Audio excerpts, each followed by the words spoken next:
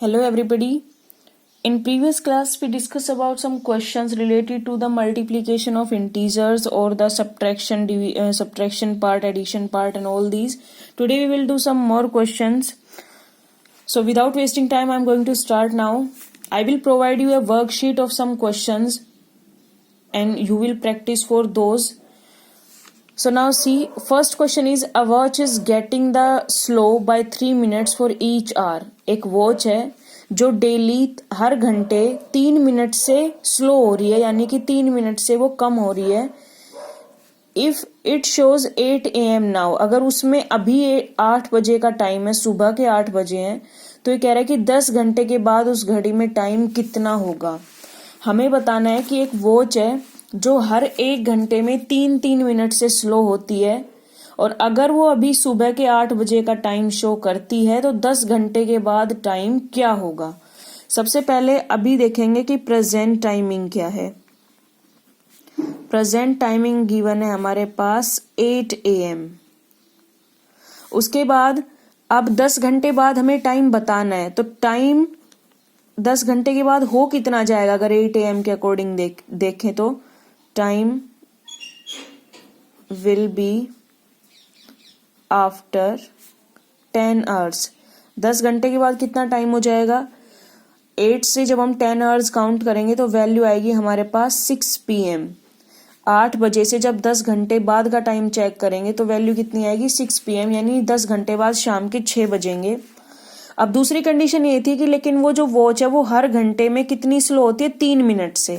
तो आप यहां लिखेंगे watch is getting slow by 3 minutes. अगर वो 1 घंटे में 3 मिनट से स्लो होती है तो हमें कितने घंटे बाद का टाइम चाहिए था, 10 घंटे बाद का. तो पहले ये निकालेंगे कि वो 10 घंटे में कितना स्लो होगी. यहाँ पे क्या यूज करेंगे, अगर 1 घंटे में 3 मिनट से वो स्लो होती है तो 10 घंटे में कितनी होगी, ज्यादा. तो 10 आवर्स के बाद कितनी हो जाएगी वो 10 into 3, यानी कि 30 मिनट से वो टोटल स्लो हो जाएगी. तो यानी 30 मिनट्स हमें उसका टाइम दिखाई 30 मिनट ज्यादा दे रहा है लेकिन आना 30 मिनट्स कम चाहिए.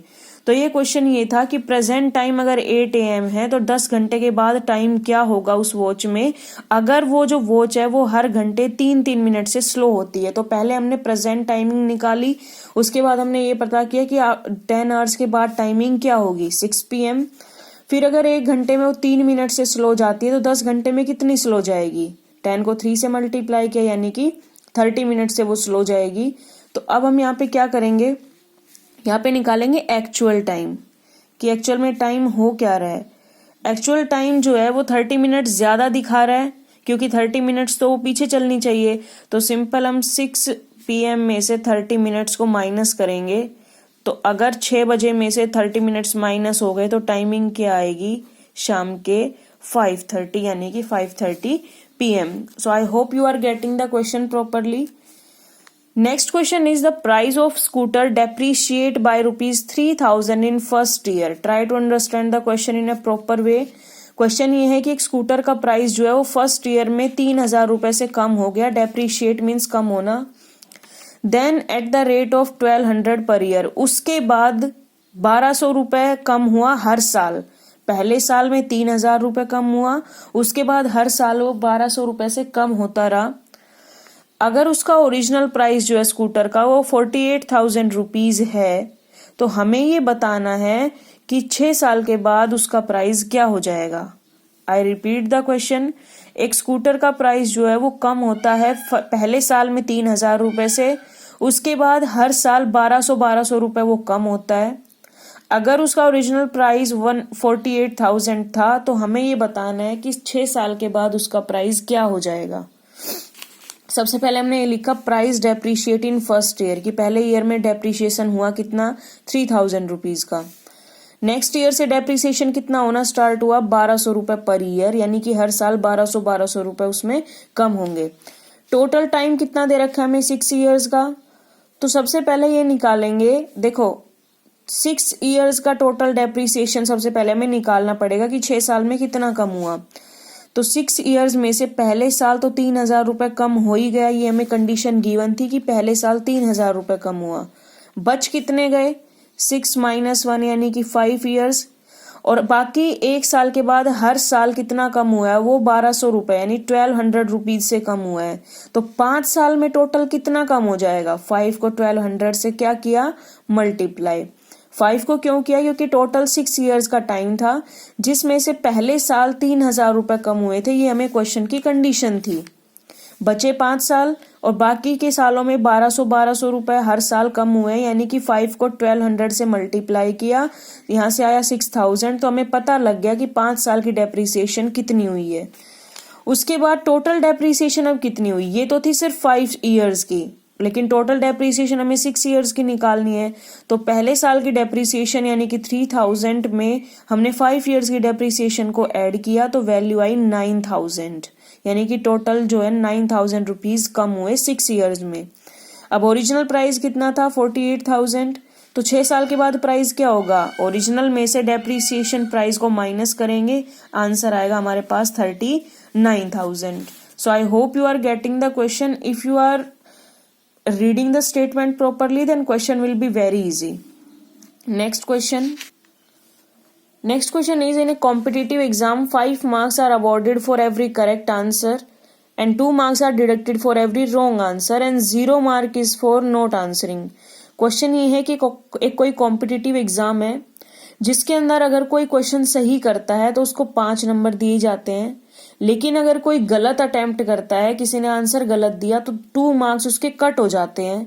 और अगर वो क्वेश्चन को सॉल्व ही नहीं करता है यानी अटेम्प्ट ही नहीं करता है तो उसके फिर 0 है, उसको हम इंक्लूड नहीं करते। हमें ये बताना है find the score of the boy who attempts all questions 20 but only 12 answers are correct. ये कह रहा है कि उसने क्वेश्चन सारे अटेम्प्ट किए हैं, 12 क्वेश्चन उसने अटेम्प्ट किए हैं। हमें ये बताना है कि हमें उसके टोटल मार्क्स बताने अगर इसके 12 आंसर्स ही ठीक हो। तो now see how can we do this question. सबसे पहले तो ये देखेंगे कि उसने टोटल क्वेश्चन अटेम्प्ट कितने किए हैं। तो यहाँ लिखेंगे total attempted question. Total attempted question है 20, यहाँ दिया भी हुआ है कि ऑल क्वेश्चन उसने अटेम्प्ट किए हैं। ऑल कितने थे? 20। उसके बाद करेक्ट क्वेश्चन, सबसे पहले मार्क्स लिख लेते हैं। यहाँ पे लिखेंगे award for every correct answer. Correct answer के लिए मार्क्स दिए जाते हैं 5। अब दिए गए हैं, ऐड किए गए, तो मैंने यहाँ प्लस का साइन लगाया। फॉर रॉन्ग आंसर के लिए डिडक्ट हो जाते हैं 2, तो मैंने माइनस साइन लगाया क्योंकि ये कम हो जाते हैं। और अगर क्वेश्चन अटेम्प्ट ही नहीं किया तो उसका फिर रोल नहीं है, उसके सिर्फ 0 नंबर है। यानी कि यहाँ पे अटेम्प्ट तो उसने सारे किए हैं तो हम ये वाली कंडीशन तो लेंगे ही नहीं। टोटल अटेम्प्टेड क्वेश्चन है 20। अब 20 में से करेक्ट कितने क्वेश्चन है? तो यहाँ लिखेंगे करेक्ट क्वेश्चंस हैं उसके 12। तो सबसे पहले अब अगर उसके करेक्ट क्वेश्चन 12 हैं तो उसको टोटल मार्क्स कितने मिले? तो यहाँ लिखेंगे टोटल मार्क्स उसको मिले हैं 12 × 5 यानी कि 60 मार्क्स। 60 मार्क्स उसके टोटल करेक्ट क्वेश्चंस के लिए हैं। अब उसने क्वेश्चंस गलत कितने किए? तो आप लिखेंगे रॉन्ग क्वेश्चंस। कितने गलत किए? 20 टोटल थे क्योंकि उसने सारे ही अटेम्प्ट किए हैं, उसमें से 12 सही है, तो गलत कितने हुए? 8 हुए। फिर लिखेंगे कि 8 क्वेश्चंस के लिए डिडक्शन कितनी थी? 2 नंबर की, यानी 2 नंबर कट होंगे। तो अगर एक क्वेश्चन पे 2 नंबर कट होता है तो अगर एक क्वेश्चन पे 2 नंबर कम है तो 8 क्वेश्चंस पे कितने नंबर कम हो जाएंगे? तो टोटल मार्क्स हम यहाँ पे मेंशन करेंगे तो वैल्यू कितनी आएगी? यहाँ पे 8 को हमने मल्टीप्लाई किया 2 से, वैल्यू आई 16। यानी कि हमें दे रखा था टोटल उसने 20 क्वेश्चंस अटेम्प्ट किए हैं। हर करेक्ट आंसर के लिए उसको 5 नंबर दिए जाते हैं। रॉन्ग आंसर अगर वो करता है तो 2 नंबर उसके कट कर लिए जाते हैं। और अगर अटेम्प्ट ही नहीं किया तो फिर 0 है, उसका कोई रोल नहीं है। तो हमें ये गिवन था 20 में से उसने सारे अटेम्प्ट किए हैं और उसके करेक्ट हैं 12। सारे अटेम्प्टेड हैं तो उसमें से करेक्ट है 12, तो टोटल मार्क्स हो गए इसके 60 क्योंकि हर एक क्वेश्चन के लिए, हर सही क्वेश्चन के लिए 5 नंबर दिए गए हैं। तो 12 क्वेश्चंस के लिए उसको 60 मार्क्स मिले। अब निकाला हमने यहाँ की उसके गलत क्वेश्चन कितने हुए? 8। तो टोटल मार्क्स उसके कितने कट होंगे, 8 इंटू 2 यानी कि 16। क्यों?